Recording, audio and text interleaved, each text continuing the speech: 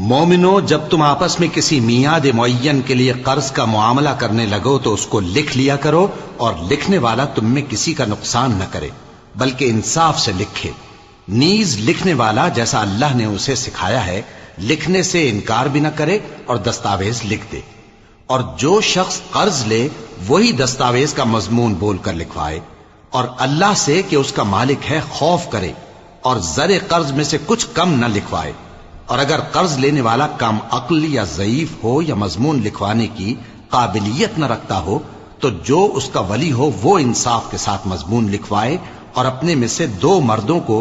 ایسے معاملے کے گواہ کر لیا کرو، اور اگر 2 مرد نہ ہوں تو 1 مرد اور 2 عورتیں جن کو تم گواہ پسند کرو کافی ہیں، کہ اگر ان میں سے ایک بھول جائے گی تو دوسری اسے یاد دلا دے گی۔ اور جب گواہ گواہی کے لیے طلب کیے جائیں تو انکار نہ کریں،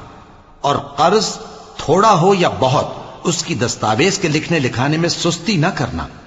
یہ بات اللہ کے نزدیک نہایت قرین انصاف ہے، اور شہادت کے لیے بھی یہ بہت درست طریقہ ہے۔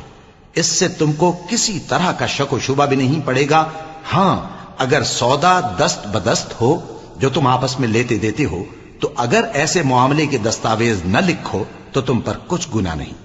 اور جب خرید و فروخت کیا کرو، مثلا زمین جائیداد کی، تو بھی گواہ کر لیا کرو، اور کاتب دستاویز اور گواہ معاملہ کرنے والوں کا کسی طرح کا نقصان نہ کریں۔